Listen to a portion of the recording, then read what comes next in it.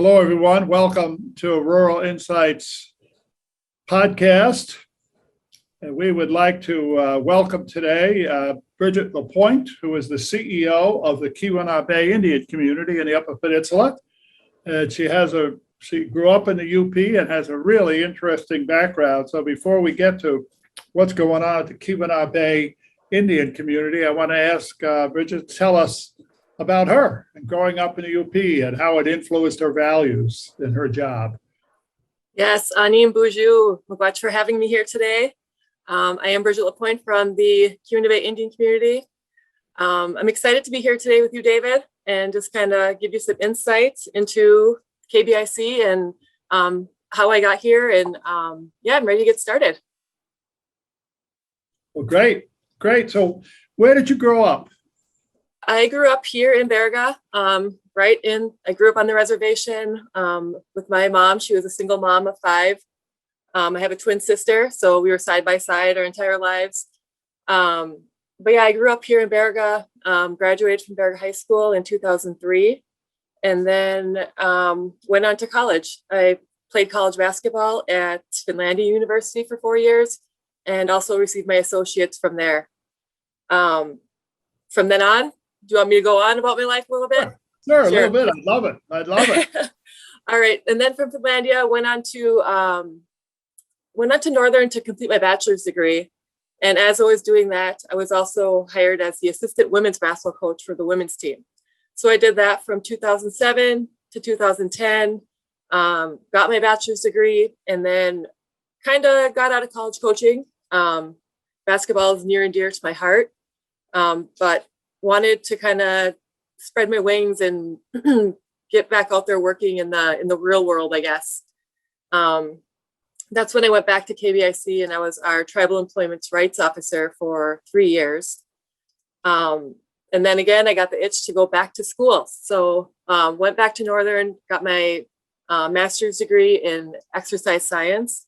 At that point in my life, I was really passionate about exercise. I got my bachelor's degree in sports science. It was my dream. I was going to own my own gym and run it and do my own thing. And I just always had a passion for working in the health field, I guess. So when you're a new grad out of grad school, I think you're just kind of going towards anything that kind of fits with what you're trying to do. And that's when I landed on Upper Peninsula Health Plan. And Dennis Smith, he used to be the CEO there. And he was the one that hired me into UPHP there.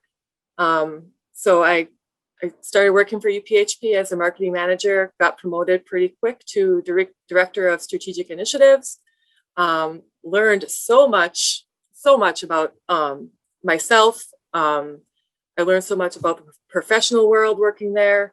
And just it was a great experience for me. I felt like it was the perfect timing.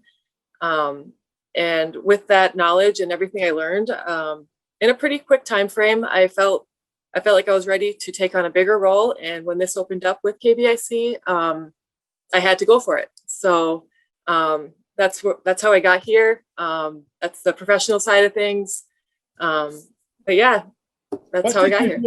What did you do at UP Health Plan? What was your job at UP Health Plan? At UP Health Plan, at first I was the first corporate marketing manager that they ever had. So they had somewhat of an identity, but they were struggling with kind of their brand and that brand recall in the communities that they serve throughout the UP. There was a lot of confusion with UP Health Plan and UP Health Systems. And I was tasked with kind of distinguishing that and making them a brand. So that was myself and our communications manager at the time. That was our first task, and we tackled it. We went through an entire total rebrand with UPHP, changed up their logo, gave them some standards to follow, created an entire communication system internally and externally.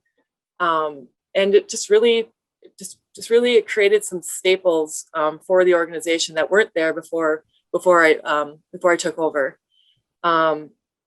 Going into the role as director of strategic initiatives, I was still overseeing marketing communications, the business development side of things, and also did a lot of legal advocacy things. In Lansing, I would go down with our with our leadership and talk to legislators on different issues and topics that are concerning to the health plan. So I got my feet wet doing that, and I think it was somewhere I actually like thrived and really enjoy talking to legislators and making those partnerships and connections. And another part of my job that I loved was being in the community and going to all the events and sponsoring things and making people feel good. So that was a big part of my job. So you grow up in Baraga, you go to Baraga High School, you go to Finlandia, you go to Northern. What about the values of growing up? You grew up on the reservation. Yeah. What values did you learn, and how has it impacted who you are today? Talk a little bit about those values that are instilled in you growing up in a community like you did. Right. I was fortunate to grow up with instilled values in our family. One being education is always important. Education is something that nobody can ever take away from you. And I grew up, and that was something my grandpa always used to say to me, and I listened to him, and I really believe that.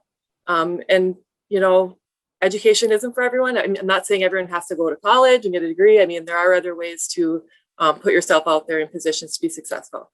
But going back to how I grew up, I was surrounded by leaders. Honestly, I was surrounded by people doing good things for our community, and I watched it and I observed it and I took it in. My grandpa LaPointe, Donald LaPointe, he was an integral piece to what our tribe is today. He assisted in many different firsts for the community. He was the one who wrote the first grant to get our tribal health center here on the reservation. And KBIC was actually the first tribe in Michigan to have a comprehensive health center. So that means everything under one roof. So we had medical and dental, and now we've expanded to a pharmacy. We have behavioral health. We have WIC services. We have community health. We have tons of grants just going in and out of there, supporting programs. So he was very, very integral in that aspect of the tribe.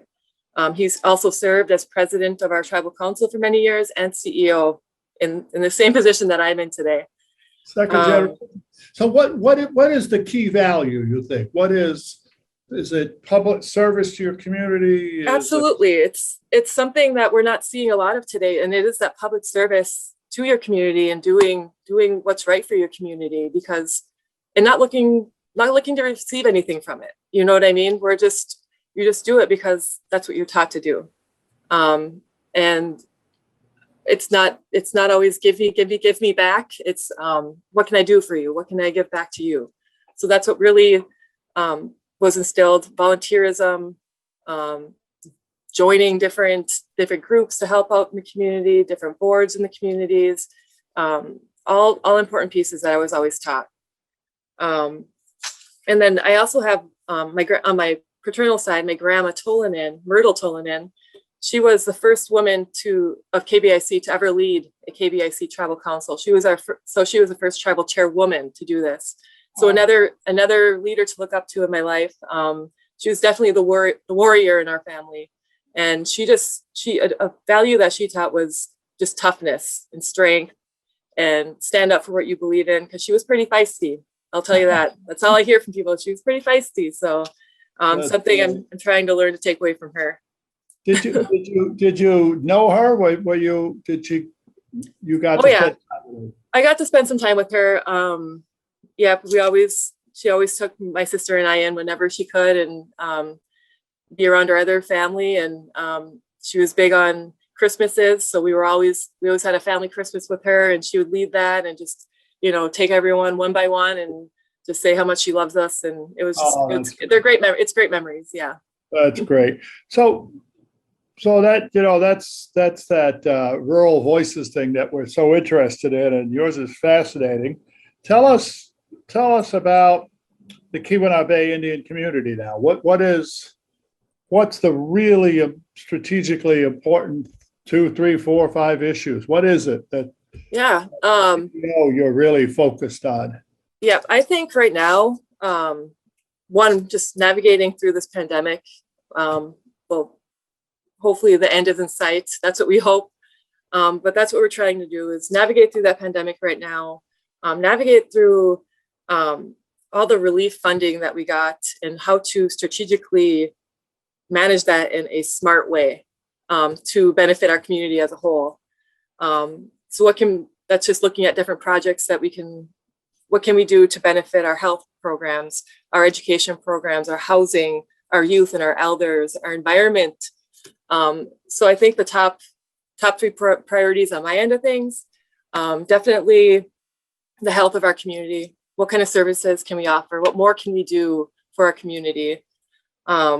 Education and offering vocational services and the other programs outside of schooling, because we need to address our unemployment rate and getting people to come back here and work on the reservation, because it's tough to do. I mean, when there's just low paying jobs out there and you don't really have any skills, you don't have really anything to look forward to. And it can be frustrating for someone. So if we can offer different programs outside of just saying, hey, you have to go to college and get a 4-year degree, I think that'd be beneficial to a lot of people in our community. And then our youth and our elders, I'm going to put together in one. We have to do something for our youth. And I'm not sure if it's the juniors we have to get on right now in high school or if it's the 8th graders, but we need them to look forward to something after high school and when they get to that point when they're going to be on their own. So I'm trying to really ramp up our youth programs and our services and what we offer there.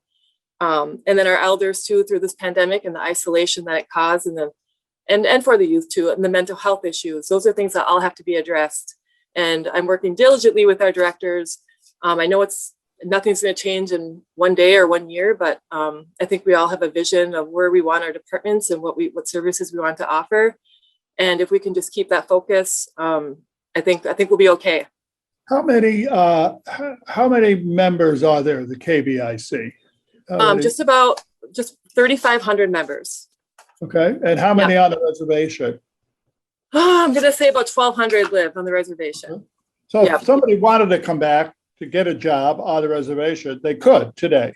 Absolutely, yes. Yes, so there are jobs. And what is, we ask this of all leaders, corporate leaders, CEOs like yourself and elected people, what's your vaccination rate, do you think, COVID vaccination rate? Is it where you want it to be, especially on the reservation?